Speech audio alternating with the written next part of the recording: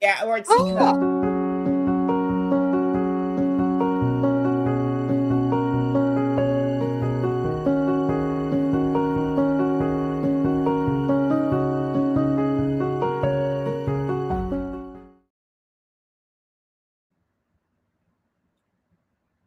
Hello again. We're back again so soon. So Welcome soon. to the Tea Salon, where we interview authors of diverse backgrounds and talk books and all things historical romance, and maybe have a little tea with our scones. I'm your host, Adi Dulac, and today I am joined again by my sometimes friend and always sprinting partner, Cecilia Renee. Hello, Cece. Hey, Eddie. Thanks for having Hello. me. No problem. So who are we bringing in to chat with today? Who we got? Today we got Mae Moore. Woo! Woo! I'm excited. Mae Moore Oh my is God. an American author who has always been fascinated by history, romance, and writing.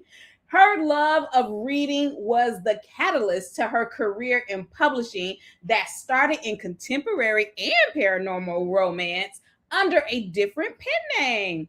After Oh, years of writing, she has returned home to historical fiction and is overjoyed to have found a publishing home with Dragon Blade Publishing. woo-hoo.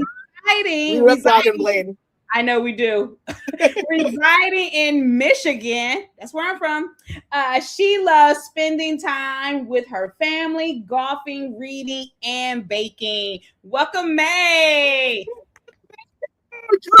Let's bring her in at the stage. With you. Woo! Thank you all both for having me tonight. Absolutely. Thank you for joining us. And I'm excited about the baking because I'm also a baker. So we're going to get into the nitty gritty on that Yes, soon, absolutely. eventually. Y'all can teach me. I'll teach you. Absolutely. Absolutely. 100%. Okay, so, mate, we're so excited to have you. Now, before we get started, it is the tea salon, so we need to talk about the tea fit for today. So we have mine, which is it's backwards, but it says I'm a no drama llama. Okay. And it got llamas on it. Adorable. I love Cece's it. like, that's a lie. You're absolutely a drama llama. I want to go to it. I don't fight in public. You got your mug? Oh my God, it's so Oh, that's beautiful. I got my Cecilia Renee mug. Always a happily ever after. Only one left. I swear you're gonna need to create more of those mugs at some point in time. People are gonna be like, I want my Cecilia Renee mug. It's all Absolutely. like that. Is it on your website? I'm gonna order it. No, this is the only one I got, babe. Oh you need more. You need more. You need to get more. Please. So man, let's see your teacups, tea mugs. I went traditional. I don't know if you nice. That. That is beautiful. That is so pretty. So you and can with the saucer too. Oh, yes. It feels so uncouth. No. I collect these. You are official. Oh my God. Sets, and I was like, I love that. oh, I should buy more of them. And now I have no room for them. How many do you have? I have about 25. Okay. But you know, when you get the cups and the saucers in your cabinet, it becomes a thing. So I need to get a display case for them. Yeah. So yeah. So I collect teapots. So I have a similar issue as you do. So I have like a whole bunch over there, and I have one back there. We'll bring it in when we bring you back. But I have it's sort of like a peacock. And it's white, and I have all kinds of like really. That's the latest one that I have in my study. But I've also started collecting. Who, me? Yeah, I have about. I think maybe like 10. Okay. Oh, that's a lot of teapots. Yeah, they're coming. I love that. Tell me about it. We absolutely need to be collecting things. Like, and my kids are very upset because they're like, "Who's going to deal with that?" And I'm like, "I don't know. That sounds like a you problem." It sure do. It's like. I don't care what you do, friend. No, for you. I got my teapot. I got my tea. Exactly. Okay. Exactly that. Now, oh my gosh. Are you in Detroit? Did we talk about this once? I am in Metro Detroit. I grew up in Detroit. I'm originally from Georgia, so my accent is weird. I'm originally from Georgia. Okay. But not like Atlanta, Georgia, like Elberton, Georgia, so like the sticks. And then my parents, when I was 9, moved my little country self up here. Gotcha. And I grew up on the east side of Detroit, which what high school did you go to? I went to Finney High School. Okay, I went to Martin Luther King Jr. Senior High School. All right. Now, when you listen, you got the Michiganders up in here, right? Martin Luther King had the 2 sides. They had CC was on the smart people side, right? Like I know you thought I was not. Get out of here, girl. I was not. I came in 9th grade, girl, with the regular folk. Oh man. But you know what? I have not met a author. Like we always had the talks too much and stuff on our daydreaming, you know. So I don't know a lot of us that like ended up at Cass Tech, Renaissance, all of those schools. I did not. Those are the smart schools. Addie would have been there. Yeah, see. Cass Tech. Mm-hmm. You've heard of them. I went to like a performing arts school because I was just like, because I was loud. And my mom wanted to channel that into something that was useful. So she said, let me put this girl on the stage. And I never left, clearly. But that's a funny story, but that's a funny story for another time because we're not here to talk about me. We're here to talk about you. Mae. We're here to talk about Mae Moore and her book, okay? Fantastic book. Hang on, we're about to bring this book up on here because this cover Dragonblade did us such solids. Look at that cover. Look at that girl. She's about to cause all kinds of trouble, and I'm so excited about it. Oh my god! Now, was that Dar Mae? Yes, Dar made this cover, and I opened it. And I had been looking for Black cover models. Yeah, and I was struggling a bit because you know.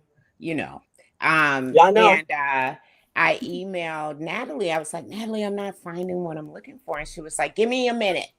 So a couple months went by. She said, here, I want you to look at this. And when I tell you, real tears started flowing out of my eyes when I saw this cover because it was so close to what I imagined. Right. Yeah. So it was just breathtaking. And I still love her. Yes, so much. Fantastic. Yeah, well, now I'm excited to see the other covers because if this is the first one, I'm like, oh my god, they did a good job.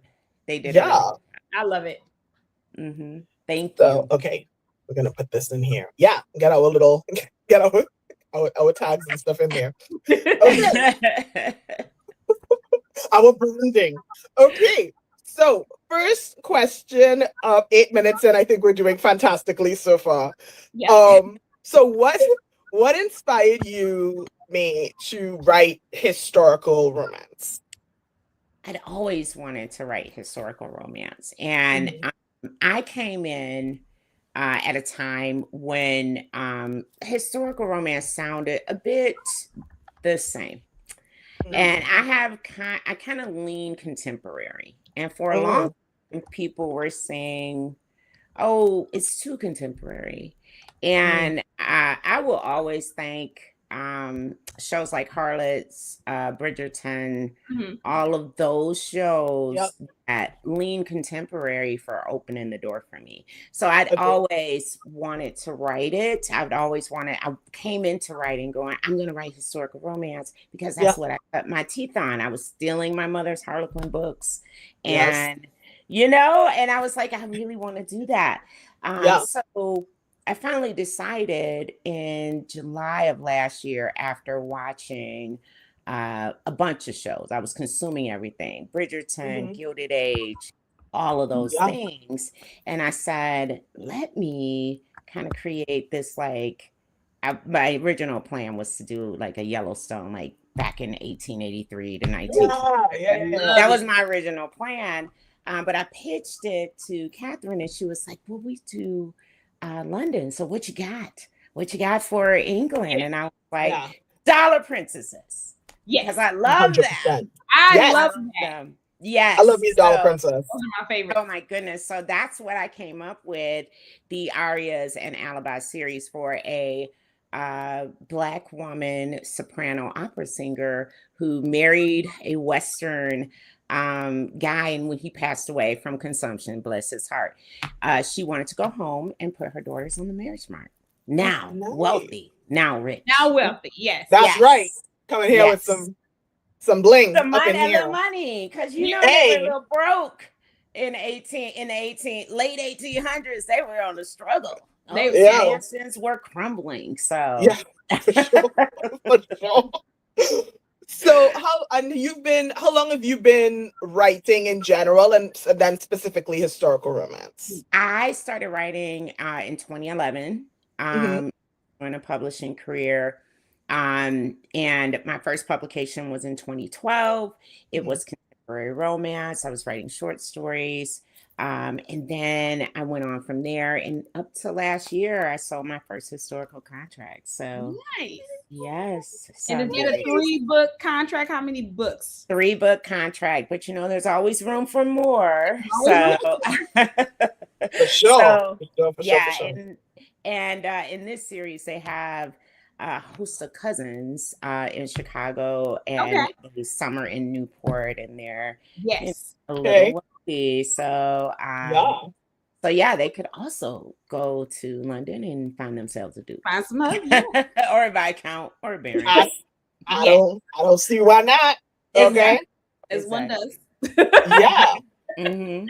So did you so with Dragon Blade, you're traditionally published. Were you always traditionally published, or did you segue into traditionally published later on?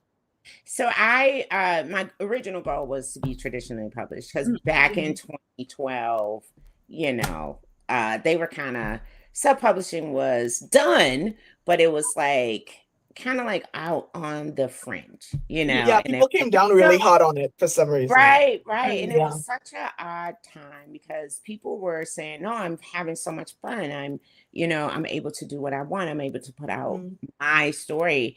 And I was kind of frowned upon almost. So I did publish with a small publishing house called Soulmate initially. And then I published with Penguin Random House under their Love Swept line. And then I decided I'm going to go ahead and do some self-publishing, because some of the stories that I want to tell were not, I won't say not marketable, but I don't know if they knew how to exactly market someone like me. So I did become a hybrid author, with the door open for traditional publishing. And I feel like we're always going to have to be hybrid authors for. Yeah, I agree. I think it's always good. Go on, Cece. You were saying something. Oh, I was just gonna say, especially to tell certain stories, because everyone doesn't. These big publishers don't really accept certain stories. So I think being indie does give you that freedom a little bit. Right. Agreed. I agree. So, Cece, let's turn it over to you. What questions you got? I know you got questions. All right, Mae. Tell us about Gardens of Thorns, baby. So I'm gonna show you the book one more time, because it's so pretty. Hands all the time. Now, Mae, that's a big one right there, Mae. It is trade. I think they went away from the mass market, the smaller. So this is trade size, which I personally love. I do love a good old trade book. So so I hold her at my side all the time. Bring that pretty girl back up. So pretty. Yes, thank you. Tell us about her. So this story is about Myrtle Gray, who is the eldest sister of the Gray family. And I told you a little bit about how they got to London. But Mae is a little bit older. She is about to be 23, and that's kind of she about to be placed on the shelf. If she doesn't find a husband. And she kind of started to prepare for that. What if I don't, I may be, just a spinster, which is fine, for her, because she is very independent. And her and her sisters were raised in the West. So they, are able to take care of themselves, fend for themselves. So she had to go back to Texas or to Chicago with her uncle. She was preparing for that. Enter the Viscount Samuel, who was originally technically a bastard because he was born of his father and one of his maids. So he did happen into becoming the Viscount because of viable heirs and continuing the line and through petition to the Queen. He was granted that. As such, he was still not seen as like favorable, right? He's biracial. He's, it was still Victorian England, right? And he happens upon Myrtle when she falls on the street, and he cannot help but notice her lovely ribbons. And though they are off to a rocky start because she kind of blames him, and the Earl that is sponsoring them is not fond of him. As they get to know each other and start to warm to one another, there's a dead girl in the garden. No. So, yes, and she loves Sherlock Holmes. So she endeavors to help him figure out who the dead girl was, why she's dead in their garden, and as they work through their situation with the deceased, they find themselves unable to resist one another. Now let's talk about Samuel for a second here, because I really like what you said about him. So he's biracial. Yes. And he became the Earl. Now, what type of research did you do to tie in him to make him that Earl? Because I'm very fascinated about that, because I got a black Earl and a black Marquess. So, and I want people to know that we can do these type of things. We can. So tell us how you did it, Mae. So it wasn't really like, I think Shonda uses like colorblind casting terminology and things like that. I did not go that route. I was very intentional about telling stories that are not often told. At the time of my story in the late 1800s, there were 20 to 30,000 Black folks in London. Okay. So they did hold higher ranking positions. They may not have been aristocracy, right? But there were wealthy Black folks that existed during the time. So I did take a leap and push him into the Viscount status, right? But which I think is totally fine and doable, because right now we're in 2026. We don't know what happened in 1890, 1880. And we also know that there's that historical precedent of the plantation princesses coming in and coming in with money. And again, it's not always a duke or like a marquis, but you definitely had barons and viscounts who, as you said previously, were broke, super broke, and they needed that cash influx. And they're more concerned about, keeping body and soul together. They're not overly concerned about what shade you are. So exactly. we'll get to the shade later. They're like, right? When we can eat, we'll talk smack about it. Exactly. I'm really curious to see how many more people of like biracial that we will be able to find. Because like Queen Charlotte, if you look at certain pictures, sometimes she's black, sometimes she's not. Right. I mean, she got some features in there. I'm sitting up. I was always looking at that, and I was just like, I mean, look, not 100% right. I'm like, I don't want to say nothing, but I'm just saying, I'm looking at that face, and I know what them features look like. I know, right? And then, for sure, looking at the rest of the time frame, you can see certain characteristics, and we do know that people were painted lighter. There were also like some pigments that were lacking, in shading for paintings. So I do think And then we do know that in a lot of ways, the suppression of ethnicities and cultures existed, right? Yeah. So, we don't really know like how many people were a part of the Beaumont that were actually people of color. And I don't think that their stories were highlighted. So it could be a stretch, but then again, maybe not. Right. Because we did identify pensions for Black people, people of color, and from different wars and retiring, and the drummers and the musicians that usually went forward. We know they were people of color, right? So especially with Henry VIII, that was like that famous dude that everybody just found out about, the trumpeter, right? Who was he was complaining about the fact he was like, now y'all ain't paying me the same amount as Benedict over here, and Henry said, you know what, that's not good, and he was like, you're right, and they gave him like back pay, and they raised it to the same amount, and I'm like, so like this stuff. Not only were we there, but we were bold too. We were out there like, sir, I'm gonna need you to run me my paper. And I love that story. He over there like Rihanna, like better have my money. Like you better have my money or else.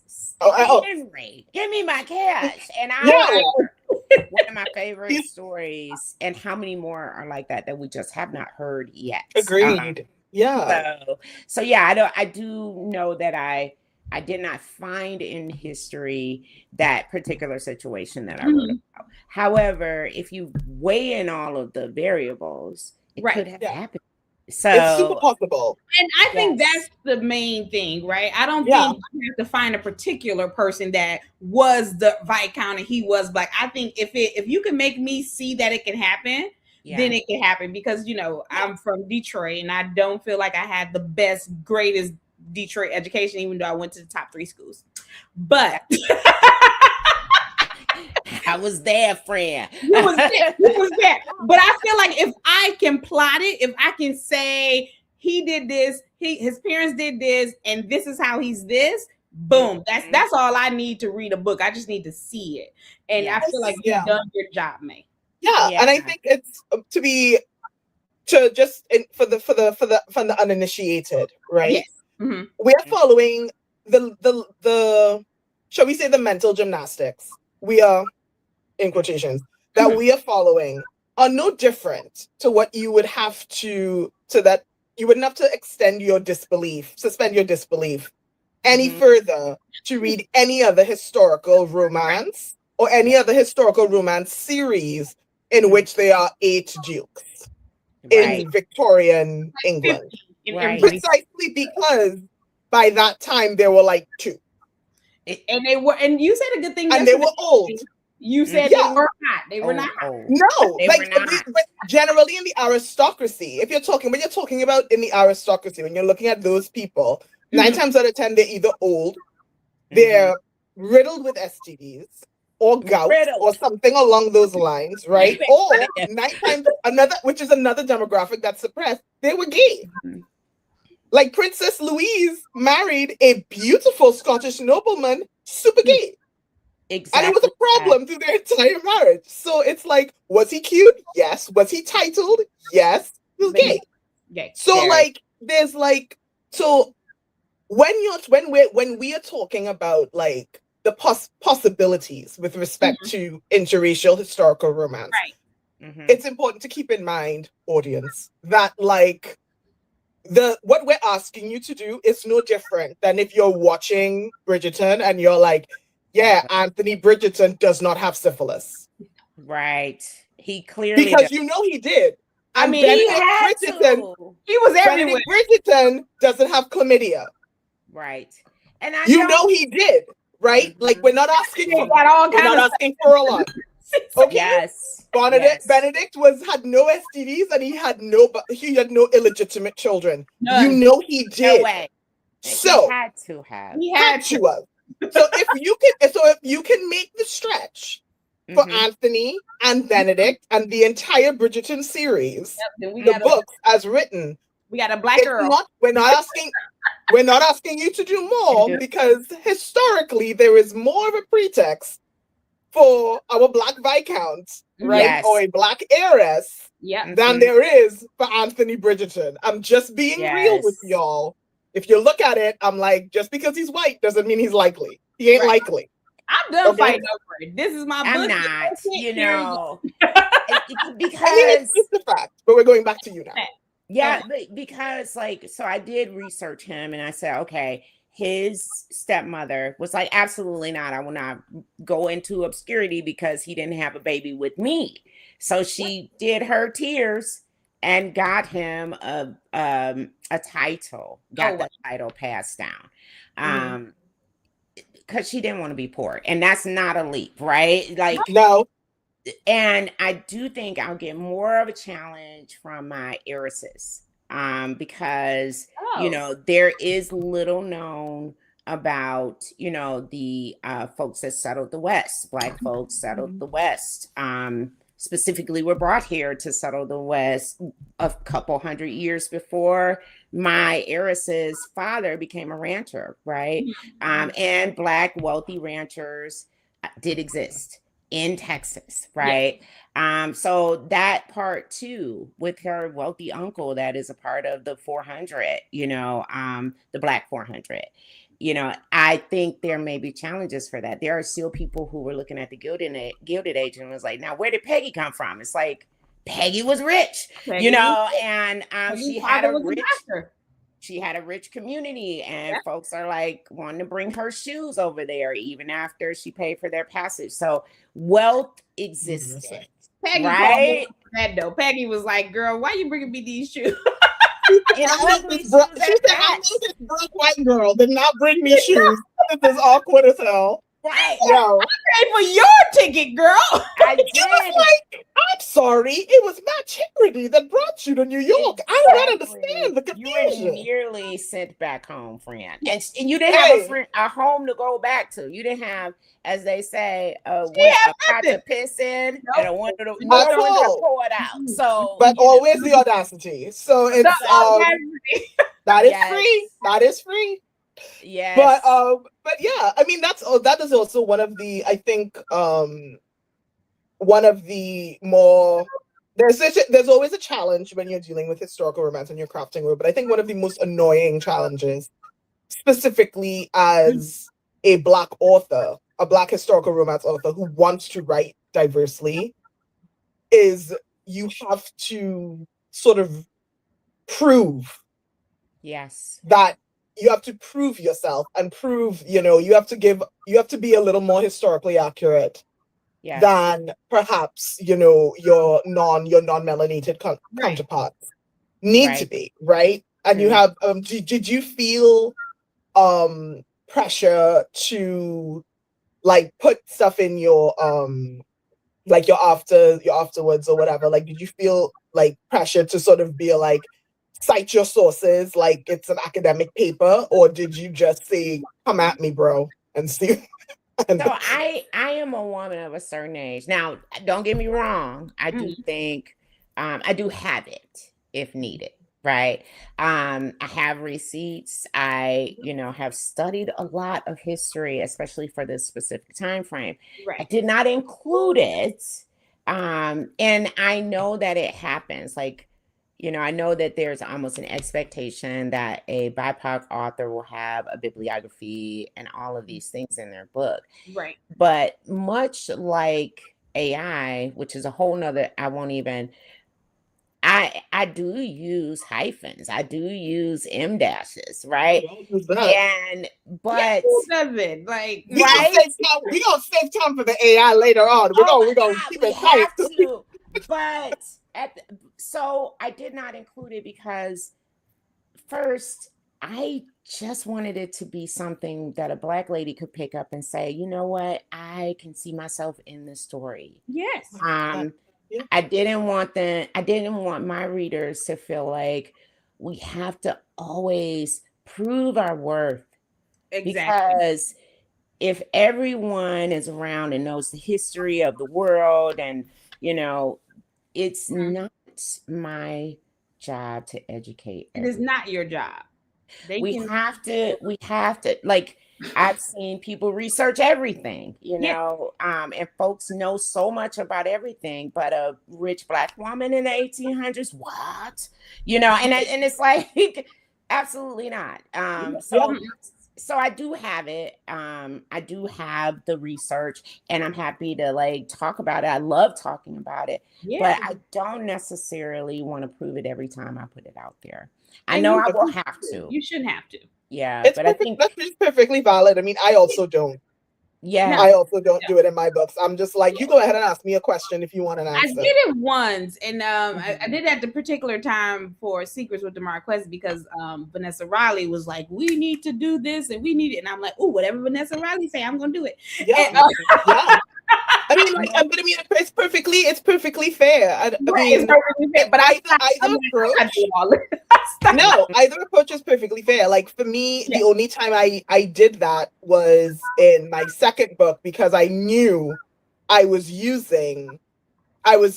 gonna have them attending like an opera that I knew for a fact wasn't out yet, but I wanted that opera. Like Leo, a second book. Leo. So second book, with one of my books with Dragonblade, Miss Mason's Secret Baron.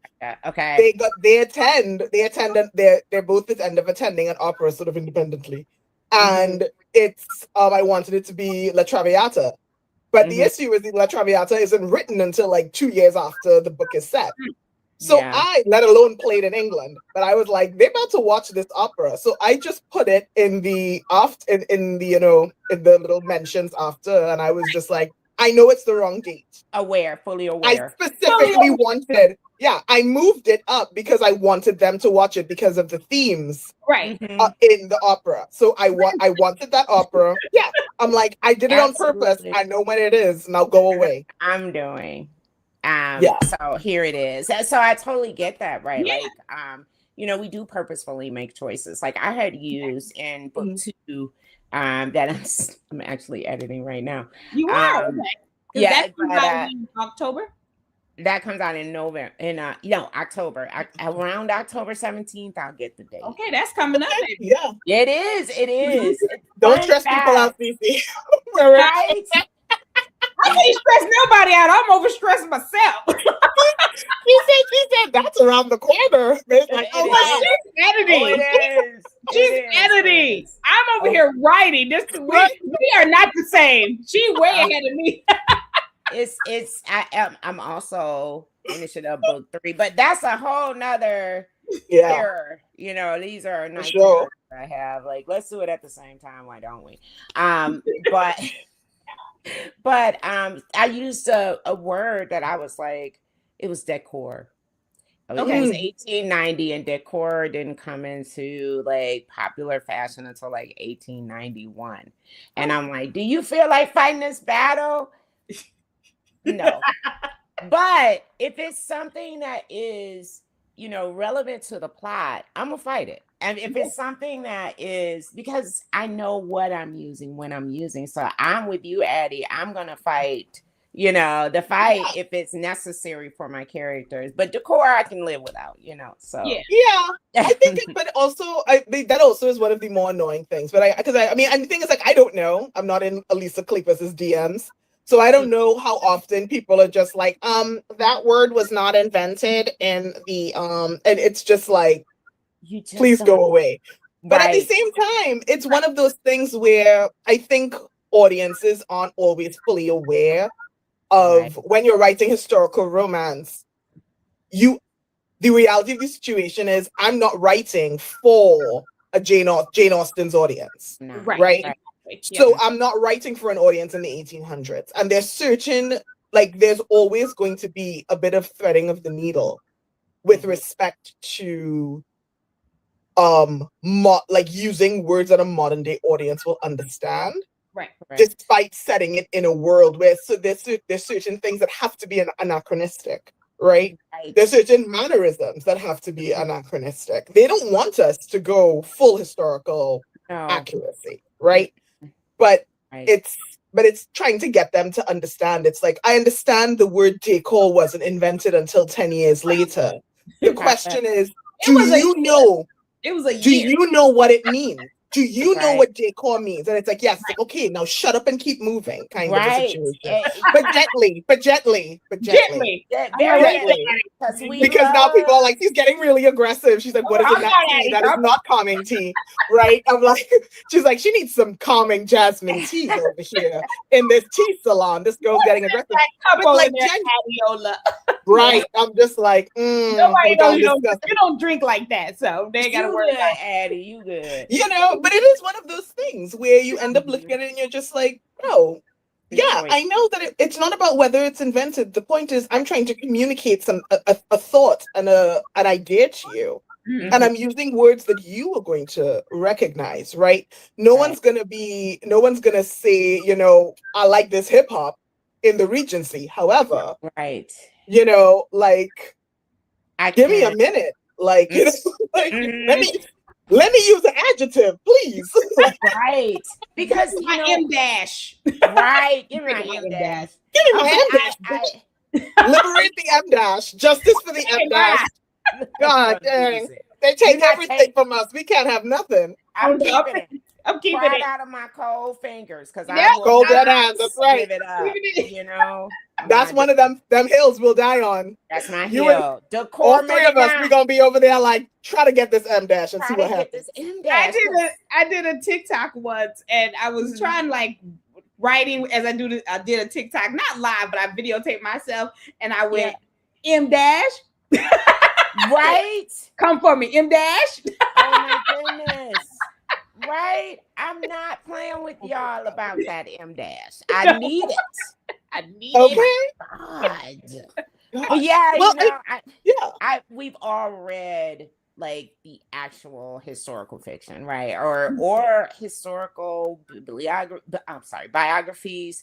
Mm-hmm. And it can be a bit much. There are times when even folks like us are like, I need to look up this. What is this? You know, and when you are reading our books, we want you to slip away and to recognize what you're reading and understand the themes and the tone and the conflict. Mm-hmm. And if you have to look up a word too many times, doesn't it pull you out of the book? So those stylistic choices have to be made for the ease and comfort of the reader a lot of times, especially the new babies that are coming into historical fiction. And, you know, these babies came right in cursive. I want them to be able to go with me. They don't understand the ancient text. Right. And I'm glad they're choosing to read historical fiction. Agreed. You know, so, So is book 2 and 3, they follow Myrtle's sisters? Yes, they follow Myrtle's sister, and she did have a cousin thrown in there that absconded from, I don't want to give y'all too many spoilers, but she absconded from her uncle who was visiting them over the holidays, and they were aboard a ship, and she was supposed to marry a terrible shipping magnate back in Chicago, and she snuck off the ship, dressed like a love that. Yeah, and hijinks ensue. So I heard 2 sisters, Oris, who is a absolute spitfire. She is probably my favorite character. She is book 2. And she's always cursing, and she would rather ride a horse than be with a dude. Like, she's like, I don't want any of this. And she's a young Hellion, and I love her so much. And then there's the Violetta, who is the middle daughter, and aspires to be perfect. Like, she was eating up all of the English training, and you know, she's like, I'm going to be the perfect wife, and of course she's the last chosen in book 3. So I love that name. Addie's really good at names. I go to her like, give me a name. So I really like Violetta. it takes me months. I have such a hard time. Oh, Addie girl, she got them. Addie, you on my list. Help me. I'll be on your list, but I need to. It's like Addie's really good. What Addie does is Addie falls down rabbit holes, but I make them work for me. So when I'm going through when I'm in a moment where I'm just like, I'm supposed to be writing this book, but I'm using the fact that I need to know this butler's name, as a pretext for me to fall down the rabbit hole name. What Addie did is Addie created an Excel spreadsheet. I love names. of my names, the meanings and the like origin. Yeah. So like some of because I already knew I was coming up in here like calling everybody's name. Like I was drawn from everybody. So I have like Chinese names, I have Hindi names, I have like Arabic names, I have the French, English, Gaelic. I got them in the list. I got them for men, I got them for women, I got my last names, I got like just because I have a problem. Okay, so the idea is to it is a good problem. It's a good problem. It is. So what it does is like when I need to go look for a name for a character, rather than fall down the rabbit hole again, go to your I can just go to the Excel spreadsheets and be like, this is a safe place. Do you mark them when you use them? Because that's yes, what I do. Like what book? What I mark them. Yeah. I mean, I don't care what book it is. I just need to know how many times I use the damn name. Because there's certain names that are like my favorite names. And I love those names. And so like Gabriel is one of those names where I'm like, I would use the name Gabriel, and every male lead in my book would be called Gabriel if I had my way. So I have to stop myself and be like, girl, if you know you're gonna name this other man Gabriel. In 3. Gabriel the third. He's in a completely separate world. But like, it's like, yo, for those in the know, it's like Gabriel the third. It's like the third one, the third male lead. Don't worry about it. The third time I use them. I love it. You know, like I would do that. But it's one of those things where like one of the characters that I'm writing now in my book right now, I was like, oh yeah, his name's Gabriel. And then I realized that I was going to be writing another trilogy where I had already named a character Gabriel, and I planned on keeping him that name. And then I was like, Gabriel the second. well, now I gotta go back and fix that because his name can't be Gabriel no more. Someday before I write this character, I gotta fix that name. So now it's like a whole situation. And I came up with another one because I was just like, I need to give him a name that's like, also I like using, like, especially for men, I like really obnoxious names. Yeah. Because I feel like when you're living in a world, but I feel, which is kind of why I like historical romance, I like that the names were they could be so whimsical and like overly grandiose. Yeah. Like the fact that you could call somebody Augustus. The whole name. Who the hell is calling people Augustus? Okay. So like it's my favorite. Or Peregrine, yes. Oh, like you're right. I love it. Yeah. Or like my first book, I named her Henrietta. And I named her Henrietta for my maternal grandmother, but at the same time, it was like, it's one of those names where it's like nobody calls anybody nobody's named Henrietta. Nobody's naming their child Henrietta, right? Right now, like over 2 syllables is problematic these days. They're like Apple. Let's name the baby Apple. No shade, but you know, right? It's the whole situation, right?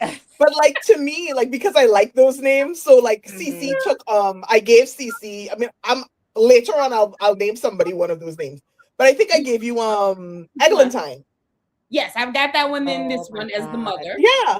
And so funnily enough, Eglantine is from, I don't know if you watched this when you were younger, Bed Knobs and Broomsticks. It was like a staple in our house. And what is her name? Angela Lansbury's character's name was Eglantine Price. Yes. And so I looked up the name Eglantine and I was like, that is such a random name. Like, did they make that up? What is that name? And it actually means Briar Rose. Oh, nice. And I just said, I like Eglantine. I want to keep that name. So I just had it waiting for a character. And then Cece was like, I need one of your names. Give me a name. And I said, how about Eglantine? And she was just like, please. Where the hell did you get Eglantine? And I'm just like, from my spreadsheet. I love it. I love it. Now I have Mother Egg.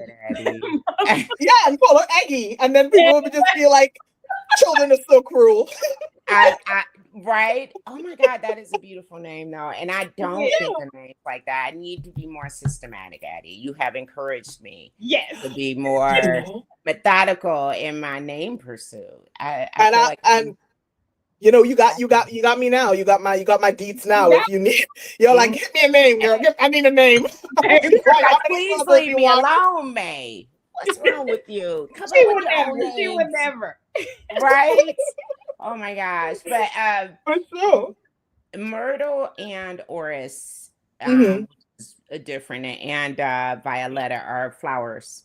Myrtle loves perfume, and she named her daughters her favorite scents. So that's where the names came from. And her middle name, her first name is Serafina, but her middle name is Ambrette. So she is also a flower, has a flower name. Yeah, I love Serafina because that's on my list. I love nice. Serafina's on my list. I haven't gotten in there yet. I haven't gotten to, I'm like, we're in it. So I haven't picked anyone named. I haven't used that name yet, but Serafina, because I'm just like like fiery one, like fiery spirit. Like, are you kidding me? She's a soprano opera singer. She was a soprano opera singer, and and I felt like Serafina was so lyrical. Like I was like, oh, this is perfect. And then the girls' names came from that. So yeah, I love Serafina. We're all gonna have the same names. All right for Dragon Blade. No. Another Serafina. Hey, you know what? You just call her Serafina the second. Don't worry about it. Right? That's it. And I'm telling you, they know. I'm gonna make that a joke where I'm gonna do a Gabriel the Third because I'm gonna be like, don't try to hold me. I'm gonna do what I want, and they're gonna be like, they're like, how is he Gabriel the Third? Are there three Gabriels? I'm like, I mean, but in my backlog there are 3 Gabriels. But you can make that when you have how many books does Miss Bev have? Like 100. Oh my God. 100. Right. So many books. One of her trivia questions is everyone in the series are related. Do you know which book? There's one book apparently. I don't know, y'all. You know, especially with this big menopause on me. But she has one book that isn't related, connected to all the rest. And that's what you could do, Addie. Yeah. It'd be like, that's your trivia question. How many Gabriels do I have across my body of works? And then 110%. Right? That is my name. You don't like, y'all don't understand the way that name has me in a damn headlock. It's gonna be Gabriel and Gabriella. It's gonna be all over. People gonna just be like, how? Why is everybody named Gabriel? I'm like, don't worry about it. It's fine. I am so excited for that moment. Oh yeah. Be like, I know it's 4 of them. She said, I saw Gabriel the 4th, so I know there's at least 4. Exactly. Oh my God, how delightful. That's how we roll, and we're gonna keep using them. Let's recycle. That's what I'm saying. So yeah, when y'all leave your names, hit me up because exactly. I got them to sell. Even know. Male or female, I got it. I'm coming to you, friend. Yep. And the name. I do have one question. Is the murder plot going to carry through each book? There is a different murder plot in each book. Okay. And poor Samuel by Murder 2 is like, Jesus, you run in the family. Like, we just got here. Like, you got to stop. You know, what is happening? And so there's a different murder, and it is cozy mystery, so it's not it's not like, you know, deep mystery. It's not for the it's not even for the Sherlock Holmes crowd, but the fact that there's a dead body in every single story, yes. Is there heat in this story? There is heat, especially Oris, who is not by the book, but it does give you that historical slow burn sexual tension. But there are sex scenes in each book. Okay, I love that. Open door sex scenes. Open doors. Oh yeah. Grace was saying that a lot of cozy mysteries didn't have open door sex scenes. They were mostly black. So I was wondering. Yeah, no, I buck the system all the time. Yes. And I love Elizabeth Grace. But yeah, I got sex in there. I got that's right. Yeah, and it is cozy mystery, but it's hot, Hot. hot. It's hot Yeah. cozy. It's a little heat under the skirts. So yes. The cozy is for after. Yeah, Right. yeah, they can do that later. Yes, and we gonna Exactly. cuddle after. After we solve the mystery, we gonna hit the sheets and then we gonna cuddle. Here we go, cuddle. So it is not like the Terminator. You know how the Terminator, oh my God. That's what has me in a chokehold. I love the Terminator. Really? Yeah, I do. I don't know why, but no, I do too. I rewatch it a lot. all the time. But they were like about to die, and they were like, Sarah Connor was like, well, let's see what's up. Yeah, with this. And they did it, and I'm like, it's a Terminator. It started in the cave. It started in the cave, and it went to the motel. And then at the motel, when he didn't get food, he got stuff to make a bomb. And then they was having sex. And by the way, since I just made this bomb, let's handle our scandal. And I was a child, and I was like, something is off.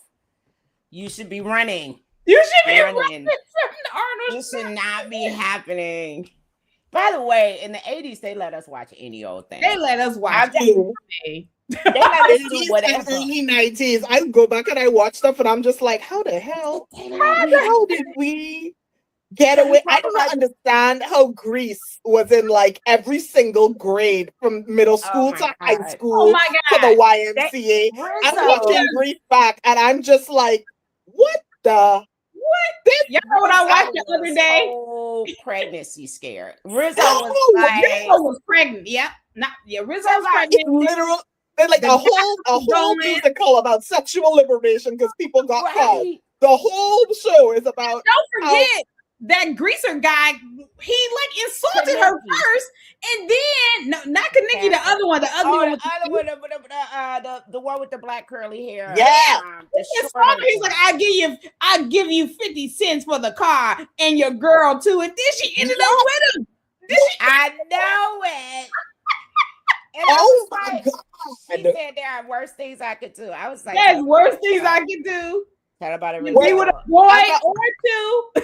Okay. She said, one thing I would never do is cry in front of you. And I was like, you know what, Rizzo?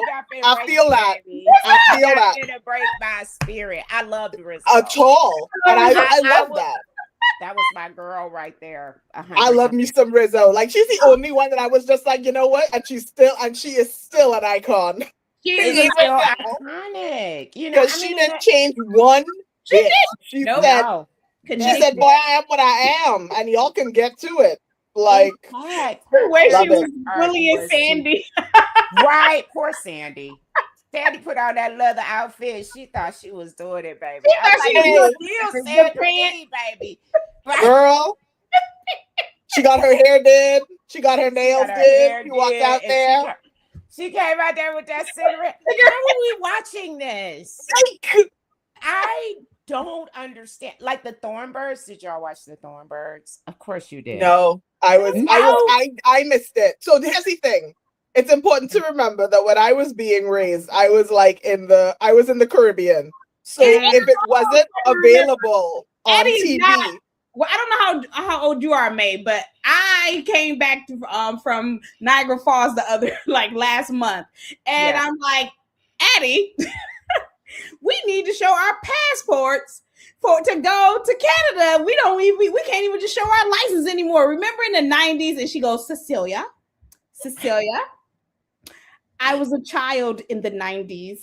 Oh, Addie, you were a baby.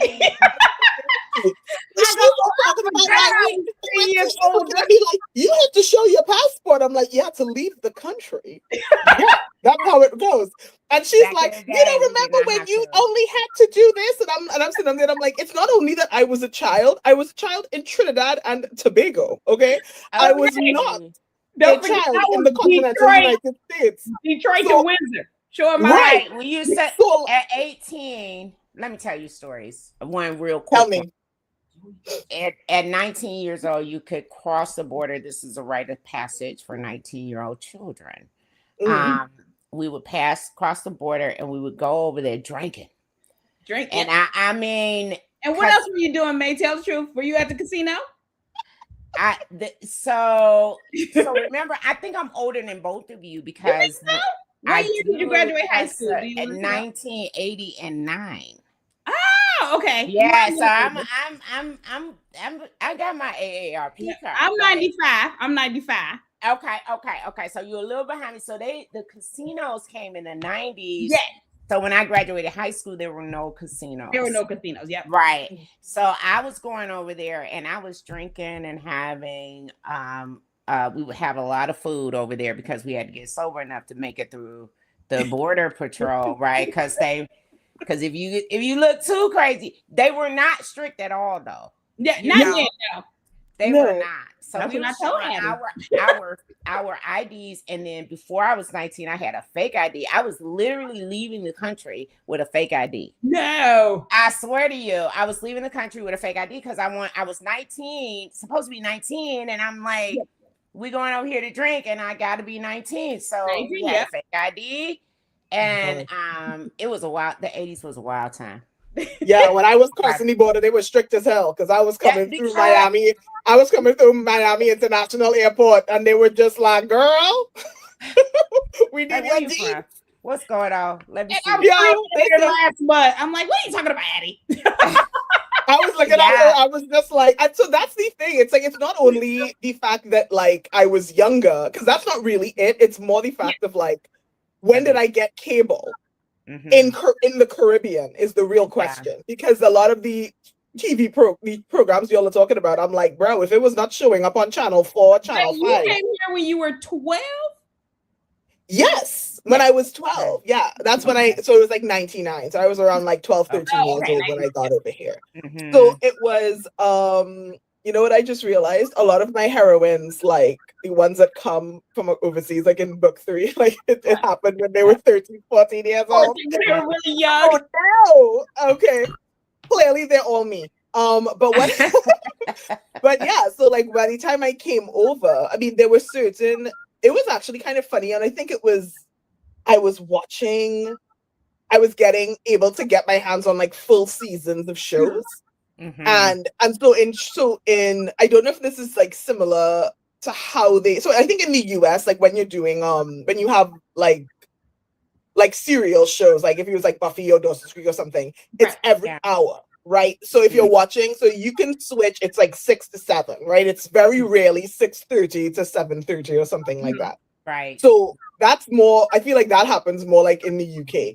But like what happened is, when I was in Trinidad, I would be watching Buffy and then Star Trek would start on a different channel. So then my mom would come in and she would be like, my show's on. And I'll be like, but I'm halfway through Buffy. And she would look at me like, I feel like you're giving me a lot of information that I didn't ask for. So I would have to vacate the couch and she would switch over to Patrick Stewart and his bald head. And it engendered such... I learned, let me tell you one thing. The way I hated that man when I was a child, because when I tell you all of season 1 and season 2 of Buffy, I watched the first half of every episode and couldn't watch the next half. That was the conclusion. Spike showed up in season 2, but he was still evil and a kind of problem. So he hadn't gone on his redemption arc for Cecilia, so for her to love him. But like, so for me, so like when we moved to the US, that was when I was just like, I could finally watch whole episodes. So then I had to go to the library and like get my hands on the previous episodes so that I could finally watch like the whole episodes of all the seasons and be like, what happened? Bro, I had no idea what was going on. And because you turn on the next week and you're like, and it's a different episode. I have no idea how they got it. I'm missing the whole last half of that episode. I'm like, I don't know how we got here. I don't know. Kids today don't know what we went through. Yo, the struggle and the commercials. Oh my god. Oh my god. Yo, they don't know what it's like to have to when you're like record. And the thing is like to record your own TV shows. Right. The way you had to hold to that VCR to hit record. You better. You better. Because you only had so much room on You the didn't tape. have, They you run didn't out have of room was for commercials. actual physical. You didn't have room Hey, for commercials. you Yo, didn't have time for that. Yeah. Everything would turn off in the life middle. was so rough. And then like making and they also don't understand like what it means to make a mixed the way like a mixtape. Oh. The level, I don't think It they was- understood. I'm like, the reason that was such a like a real token of love And it was was because the way to get, especially if it was perfectly done, that my meant that God. person was like hovering over that Had to be. radio. Yo, to hit that button I- at the perfect time. I To literally catch just them made intros. a post. Yeah, I Struggle. literally just made a post about how I would be like, Casey Kasem, you're gonna have to shut up. yes. Hey, Right. I'm now. trying to tell somebody how much I love them with some mixed I'm songs. trying to get the right mix of songs. Yeah, you know, Because you couldn't don't be know which song is random. coming up. You don't have the CD, No. so you're literally just sitting down there like, come on. Right. And then you just hit it. Yeah, you just I hit mean, it. it was a dedicate. That was a whole 2 days. You just dedicated sitting You in front of had that to, radio, like, just so waiting, much. just waiting. If I So could know what I stressful. did. I love you. It's so stressful. What I did, y'all, and way back 92, I'll never forget, Pocahontas came out. I was Girl, obsessed with Colors the of the Wind, okay? Girl. I recorded that whole thing on my tape, baby. Yes. Oh Played my and God. I recorded Hey. and I will. That's That dedication. was the first soundtrack I made. That's dedication. Can we, right you know, there. all right, can we just do a shout out to Disney? Like, you know, we know that you're, Disney like gave us evil things. masterminds now, but can we talk about where back in the day when you used to get the powerhouse vocals of the time, real powerhouse vocals, right? Real folks. And they used to sing the radio edit of the love songs, okay? Oh my And God. they would have you feeling things at 8 years old. Bryson. Oh my God, and Celine Dion or Regina Bell. Like, stop it. Let's go Whitney Houston. Let's go. And that Brandy Cinderella. Some child said that Cinderella wasn't a princess. I do love children. But this particular young that child back. that Brandy was not a real princess. Based on what? I said, don't you post nothing. Because I was you about to be a villain. I was about Somebody to take your phone. Your parent need to come take your phone from you. I needed to give it away. I've been mad for days now. And I'm like, baby, that is a real Disney princess. She was a real Disney She princess. became a Disney princess just like all the rest of them by marrying a freaking prince. And I don't want to hear nothing about it. She is. And I think she was like one of the first live action. Yes. You know, Disney princess. Like, cut it out. Prince. Yes. So. At least one of the first Disney princesses with any kind of like production value that was endorsed by Disney. Because we had a whole bunch of, I don't know if y'all remember, that's why I got it on VHS, and these things are like, okay? These are like, so Canon Films made these like made for TV, like movies of all the fairy tales. And they had, you know what I'm talking about? There was Hansel and Gretel. There was Sleeping Beauty with that girl who looked like, she looked like a porn star, low-key. But it was like all these, and they had, and I used to watch those regularly. They had that fantastic prince with the Jerry curl. I was about it. What else did we have, though? I mean, we had those cartoons on HBO, and I was a little older when they came out. They were like fairy tale cartoons on HBO. Oh God, I'm blanking on the name. It was so good, and they were like they did the Emperor's New Clothes. Yes. So they did like stories like that. Yes. I remember. They were like African perils, right? They were and they were so good. And that was what they were really good. You know, because it was like diversity was there. So I love those. But Brandy was my first. She was your first. Who had the right shoes. She had everything was perfect. So she had them braids and they put little curls in them when she got hit with that magic one. Exactly that. Needed that. And she had Whitney Houston as her fairy godmother. And who would love Whitney Houston as our fairy godmother? That woman could make, and that woman sang Impossible, and I was like, "You're right, it is possible." Right. You know how long it took for me for people listening on there, like, no, that's like based, like that's not the original one, and I was like, yeah, it was. It is original for me. Sorry. The way they were just like, no, there's another, like there was an audio up here watching Cinderella as soon as we done. They're talking about Julie Andrews, and I'm like, no offense to Julie Andrews, but it is Brandy. I'm sorry, it was Brandy and Whitney Houston. That's it. That's all I want to hear.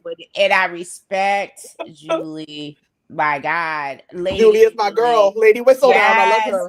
Is it Lady or Dame? Might be Dame. I can't remember. It is Dame Julie Andrews, 100%. But she's saying Lady Whistledown from her voice on Bridgerton.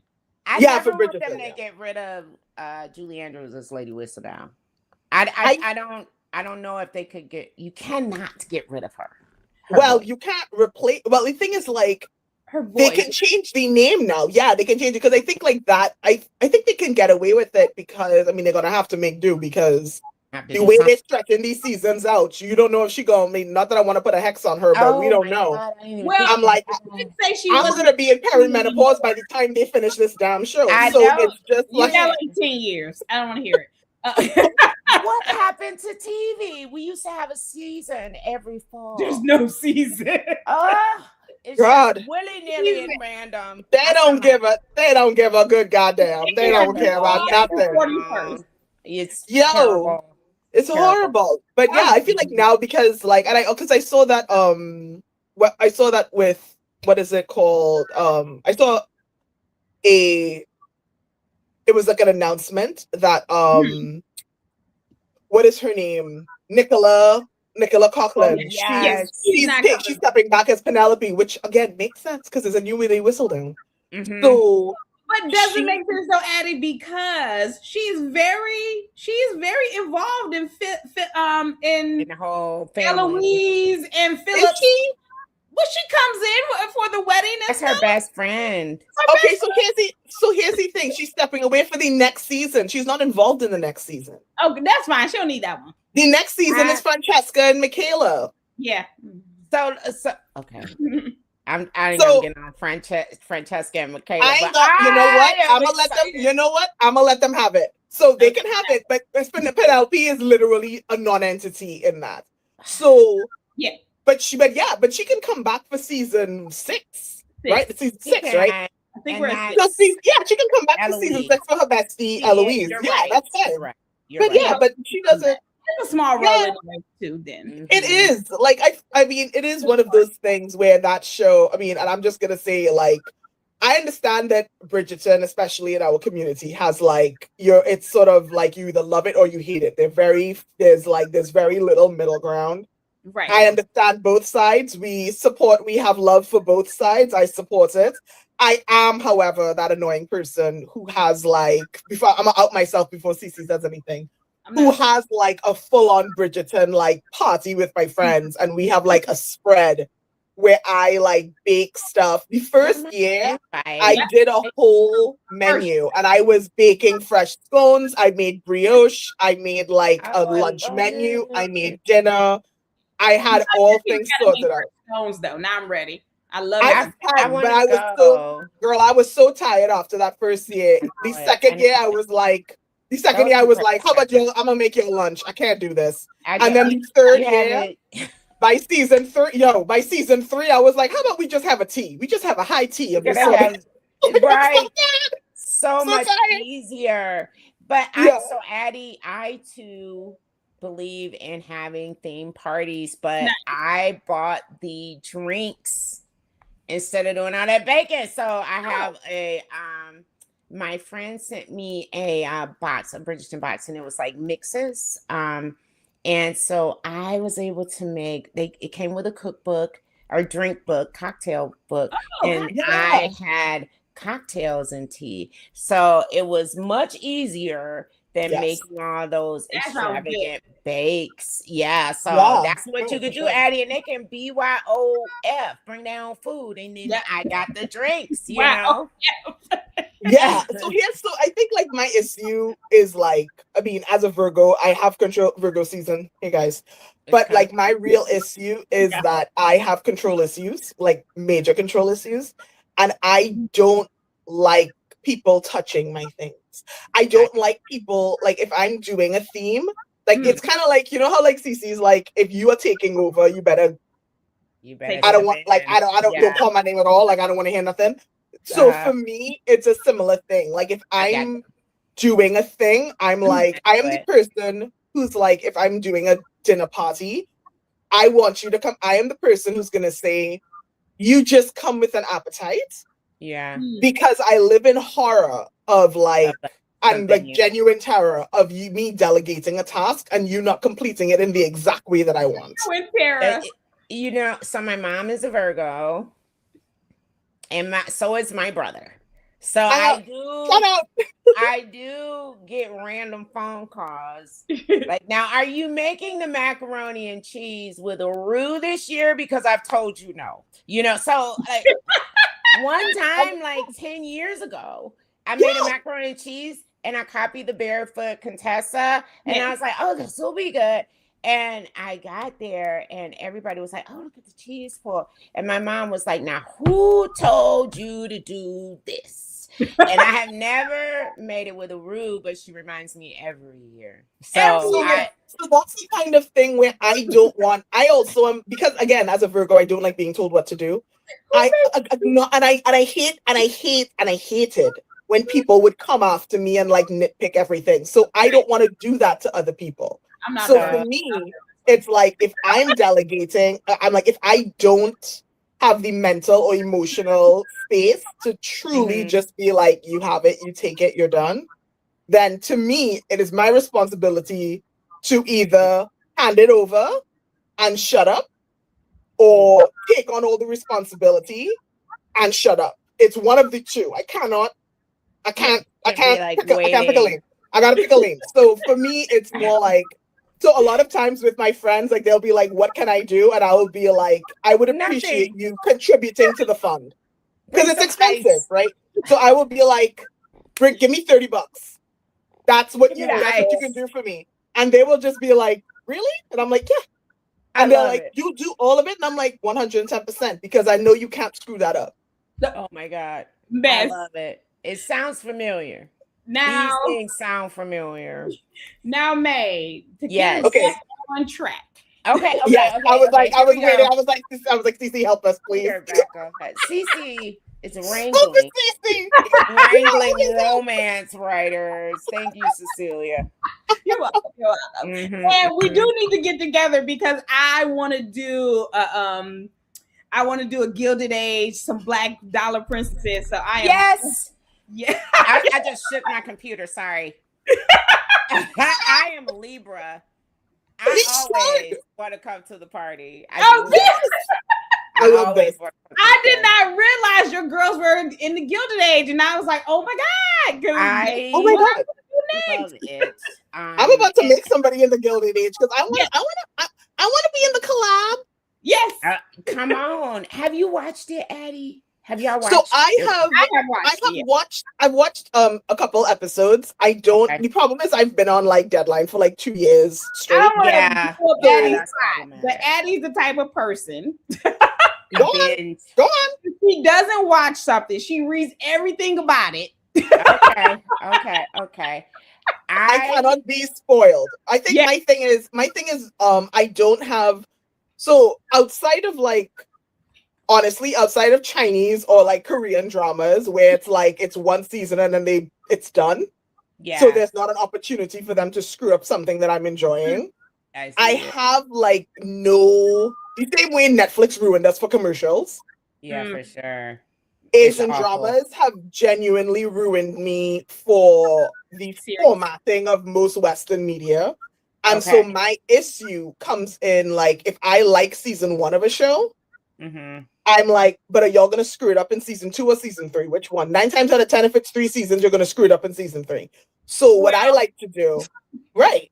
That happens to us. It happens. It's real. It's happened so many times. So for me, what I like to do is I like to wait until the whole show It's out. is done.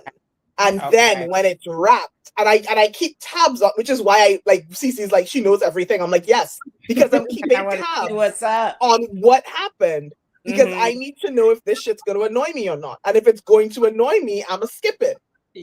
Yeah. I know enough to feel partake in the discourse. I know enough for if somebody wants to discuss it with me, I can engage with them. But I don't, I'm like, I am not ruining my life again. There are too many examples of shows that I was like religiously watching. And they were I like, was name it, just say it. what Just is say this? it. What the name? Come Just on, say name? Just say it. I know. Penny Dreadful. Mhm. Right up there. Game of Thrones. Mad as hell. Come again? Game of Thrones. Game of 110% Game of Thrones. Man.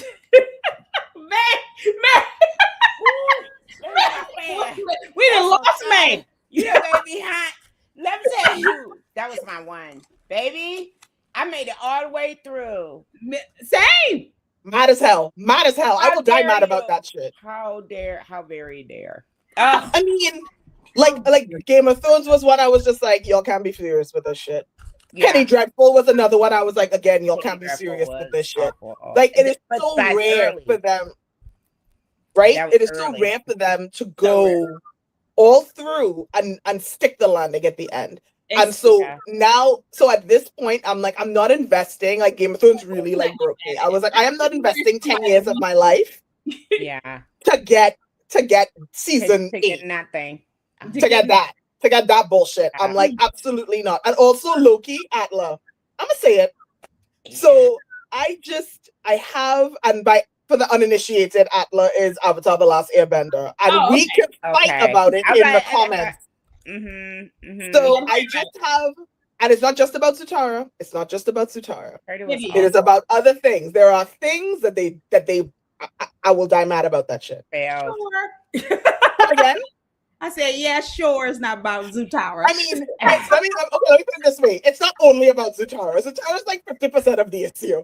But I mean, like, I think like that is like, because of that, I'm like, I would rather wait, keep tabs on it, and then at the end, I'll say, okay, because House of the Dragon was another one where everybody was just like, it's so good. Season 1 is so good. And I was like, okay. And I started keeping tabs. I did my research. I was checking it out. She's still there. And I'm sitting down and I'm looking at it. And now, it's what, season 3? Yeah. Or is it season 2? Season 3. Now, so season the cracks are beginning to show in season 3. And I'm just like, I do mess with Sheep Stealer though. Sheep Stealer and the whole Valerian crew is what's keeping it alive.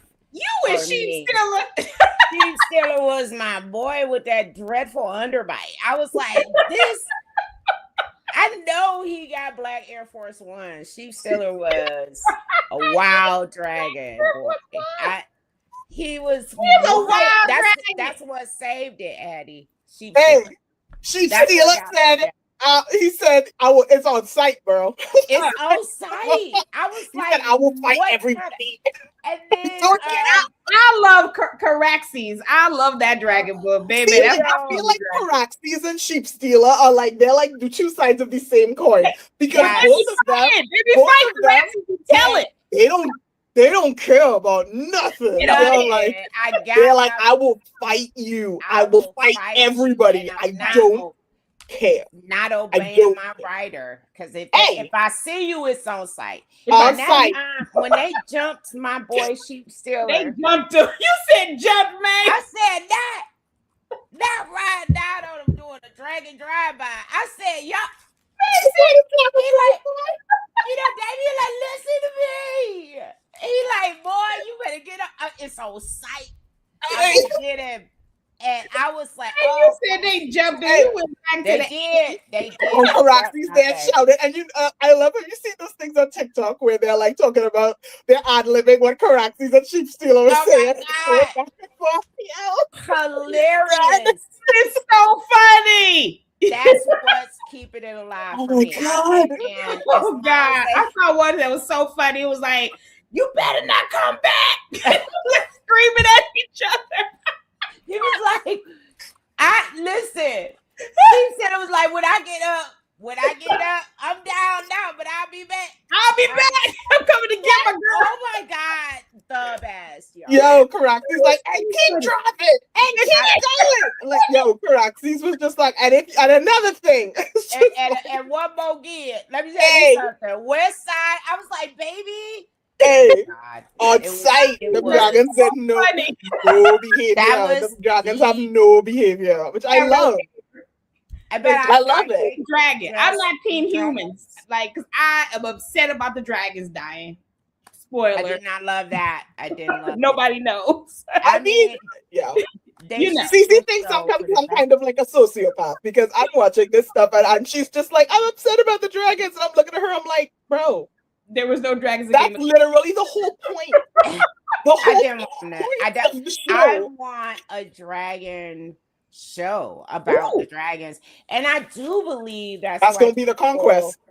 I do, right? I do believe that's why people love oh God, Fourth Wing, because you can interact with the dragons. So the interaction with the dragons are like, that's the honey right there. Yeah, that's honey. This is what I've been waiting for. So I would, and it probably would be children's, but I want like an adult dragon show. Like where they acting a fool and they like, you can hear their thoughts. Yeah, they acting a fool. They got to be acting a fool though. They can't be like normal dragon. Like sheep stealer. Like I was like, what are you doing? Like calm the hell down. We try like do not get us kicked out of this club, okay? I'm like it was so bad. It was so bad. But I do love it. I do love dragons. So Mae, the question. We got it. She wrangling again. Okay, sorry. She doing it again. Cecilia. I told you. Let's be let her do it. Okay. Let her live. Right. Is historical romance dead in your opinion? I do not think so. And I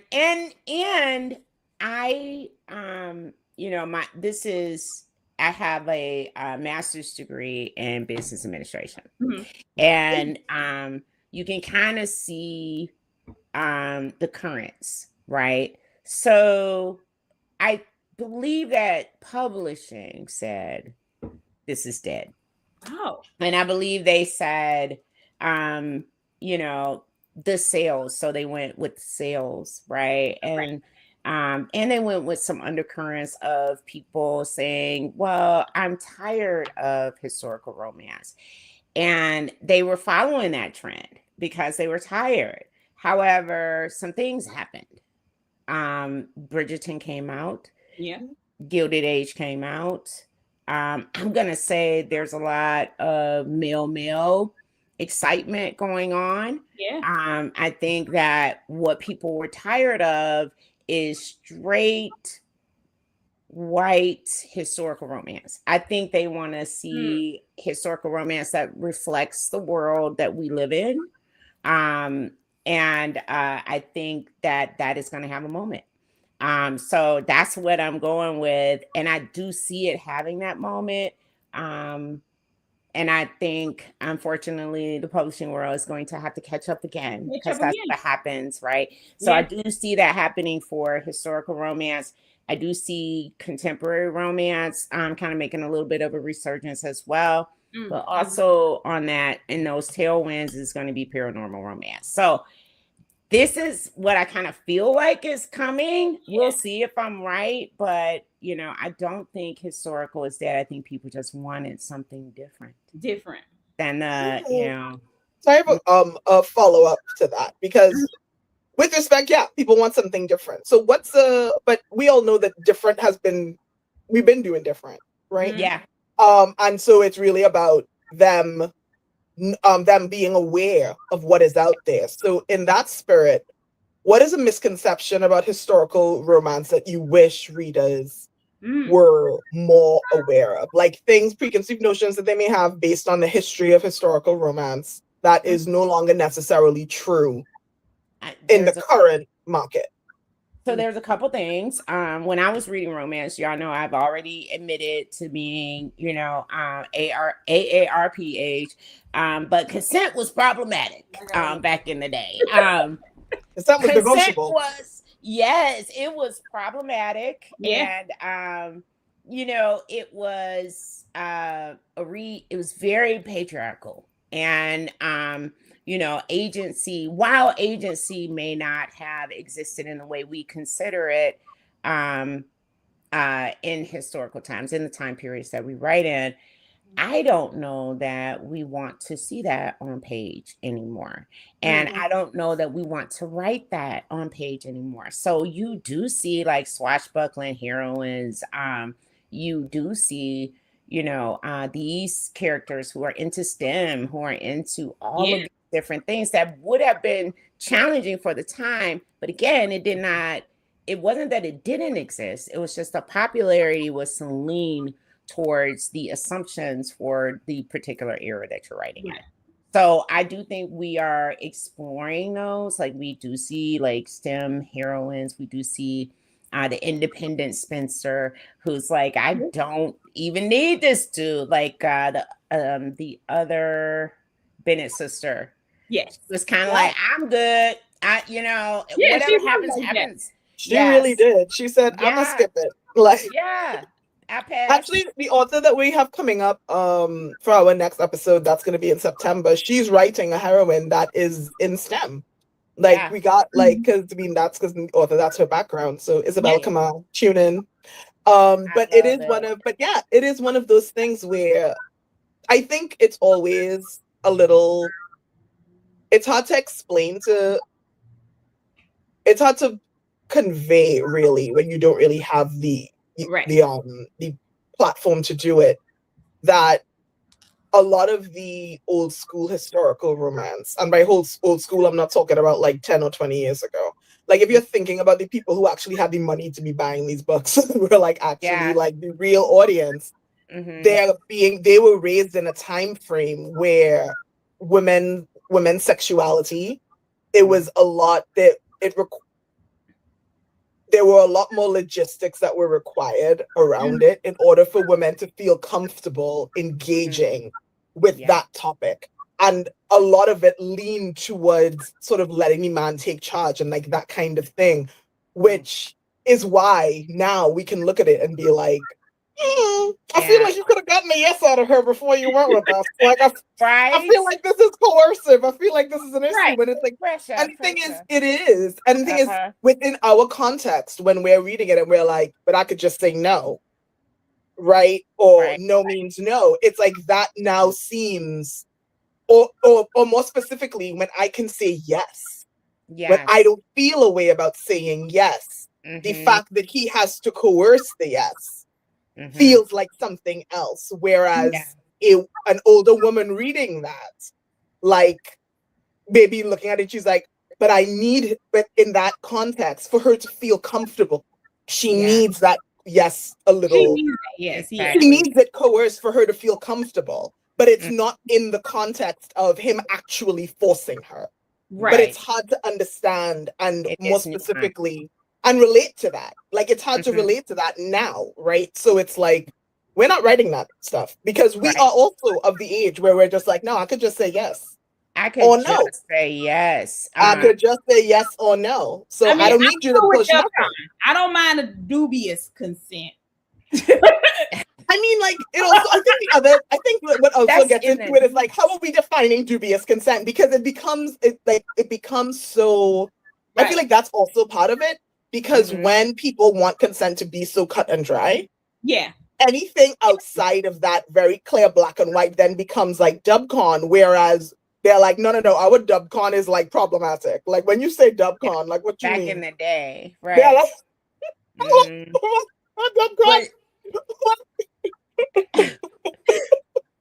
But that is such a valid point, because like, there are a lot of readers that like when the hero and the hero are angry with one another, and they're so angry, and then there's that angry sex, right? And Mr. and Mrs. Smith, right? Like, they tear up that house and then they tear up each other, right? And it's just like, that house was a mess. That house, Holes in the wall. They destroyed that house. That was I'll give crazy. you another Thomas Crown, right? So Thomas, Yes. they did not take the time to consent. They came through the Right. door, and there was this tension building between them for the whole thing. And she was like, "I've had enough. I'm gonna show up in this naked dress, and I'm going to seduce him." Yeah. And Yeah. there was no like moment where they were like, "Are you okay with this? Are you comfortable with this? Are you done?" But we knew it was mutual, right? So Yeah. I think it's on that like spectrum Well, of sexuality, yeah. right? Well, this one was Julia Quinn's The Duke and I. Oh yes. Now that was a big one. Well, yes. I think that one is that one. I feel like book one is a perfect that book. Actually, all of the entire Bridgerton series, I think, arguably, but specifically that book, and I'm gonna get in trouble again. With Philip and Marina, like in his book, that beginning, I think that is precise. That those books are a perfect example of what happens when the audience that was not meant for that, or where they weren't really meant to be consuming that book when it came out, they get their hands on it years later, and they're reading it with that 2020 vision, and they're like, "What the hell is this?" Right? Yeah. And the thing is, they're not, and the thing is, like, neither is wrong. Neither is wrong. But I think, like, specifically with Daphne, not in the show, because that brings a whole other lens that they were clearly not prepared for. Yeah. But like when you're talking about the books, you're talking about I feel like not that she was justified in doing it, but I think the audience for that book was when the book came out, they were reading it within the context of the time, because they were expecting it to fall very neatly into the context of the time. So they are operating with the presumption of she doesn't know what's going on. She doesn't understand. And if you don't understand sexuality, and if you're pursuing marital relations within that very narrow understanding of what she would understand, as with respect to like duty, what your husband owes you, what you owe your husband, that kind of thing, it does become very gray and very slippery when you're dealing with your husband, right? It's not that cut and dry. So if you're reading it and you understand that what Daphne did is not ideal. It's not what you would want her to do at all. And it's a problem. But visually, yes, to see it, and then Regé Jean Paul is such a great actor, and his reintroduction of his stutter, it shifted power dynamics for a lot of people that were viewing it. And agreed, and I think reading it and contextually understanding what Daphne did, and then watching it it felt very, very different. And and also because the audience is younger with a different perspective, and also the dynamic is he is not a white man. No, he is. And that's now it's true that within the context of the time, he does not have less power than a white man, which is another thing that's his world. But that is also part of it, where I kind of talked over you, and I'm sorry.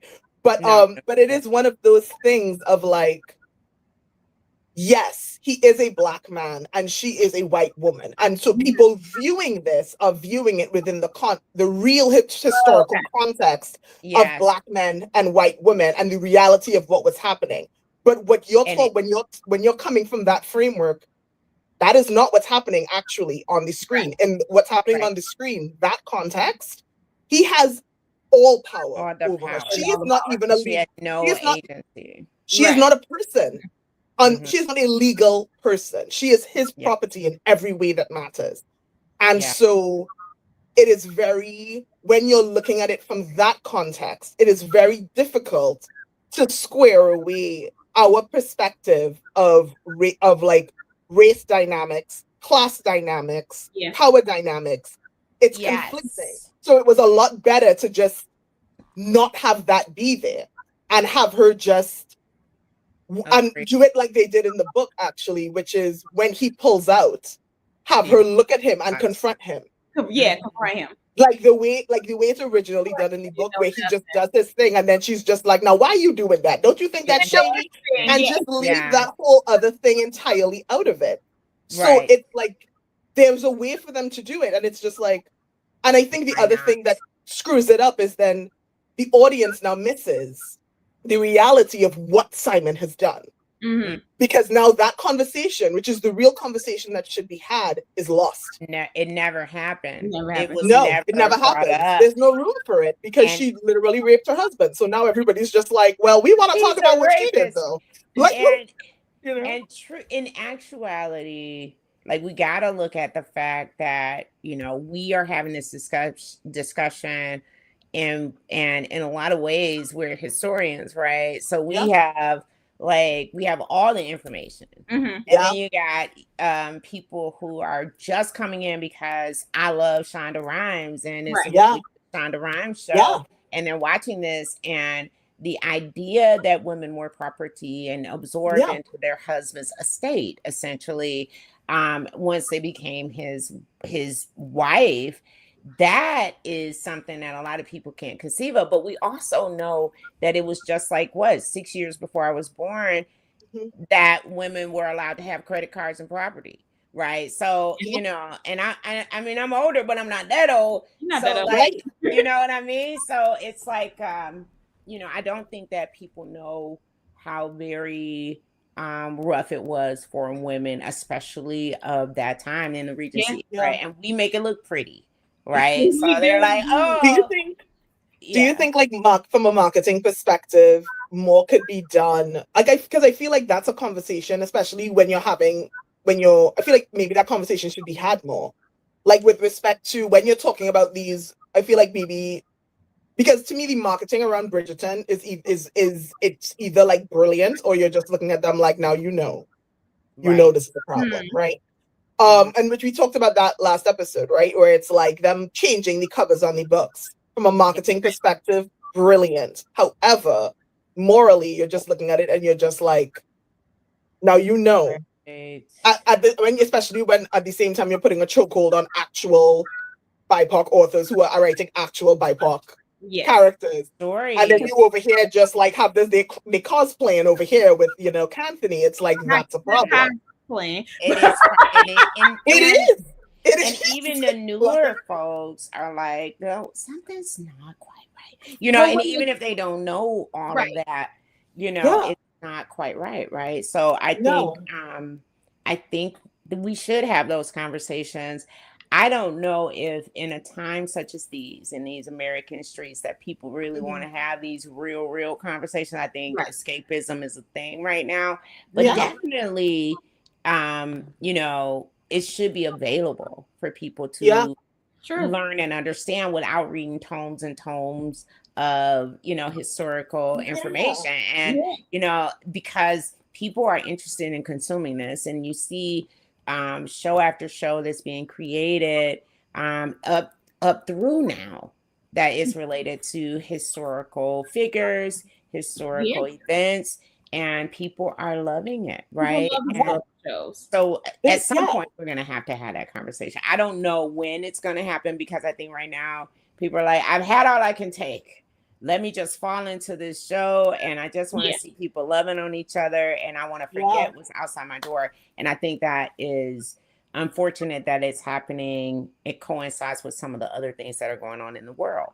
But hopefully they will get interested, and hopefully they will I think we're very open to having those conversations. So if people are like, can you tell me a little bit about this time? Can you tell me about why you made this choice? We are happy to have that conversation. I do think we'll have to eventually create space to discuss those types of things. Just to give just so people can approach it with the correct context and really get okay, because like simple things like, why would it be a big deal? I'm like, why? Because I'm like, here's my PowerPoint presentation. You ready? Right. Do you have a closing question for Mae, Addie? Wrangling in. Hey, get us together. Please. I do So, it in such a good way. so I have a close. So I do have a closing question. Yes. Mae, what is your current in this moment as of 9 p.m. on August the 24th, 2026, the year of our Lord, right? What is your romance hot take? Ooh. What is my romance? Oh no, don't get me like scalding hot. Like I'm talking about like let's do it. They can't shut us down. Let's go. They cannot shut us down. Yeah. Just because there's sex in a book doesn't make it smut. Who told you that? Who told you that? You know, who lied to you? Who lied to you? Who lied to you? First of all, why do you feel like sex is dirty or bad when it is a way to deepen a relationship in a lot of ways, right? It is a way to explore your partner and spend time with your partner, and it is not a dirty thing. It's very much a part of our relationship, and that's what we write about. While I do respect the taking back of the term smut, I do not appreciate those that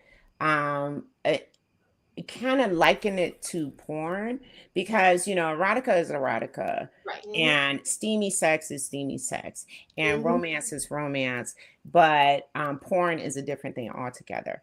And anytime there are women and marginalized communities that are running something, someone comes along and tries to make you feel bad about it, and I really resent. I won't feel bad about it.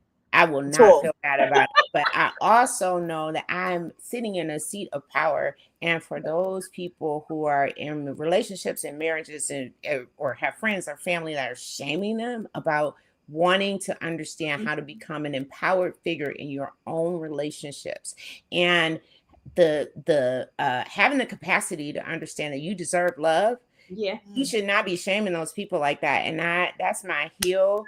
And I do not like that. That's my hot take. 100%. I love it. And Mae, where can everyone find you? I am oh my God, my website and my social media all have my name in it. You can look up author Mae Moore and it will bring up the entire everything. So my website is maemoore.com. My name on social media always has Mae Moore in it. So I think Instagram is Mae Moore Historical Romance Author. And you can buy my books on Amazon. Yes. Say it again, Addie. Read, go out there and buy Garden of Thorns. Read and review, please. Please leave reviews. Please. Talk about it. Tell people how you liked it. Tell people when they made you mad. Like, let us know. Please. Reviews. Take out an ad in your paper if you still got a paper, and tell them you still got a paper. If you still got a paper, tell them this. Tell them the stats. Tell them what you want. Let the people know. It's awesome.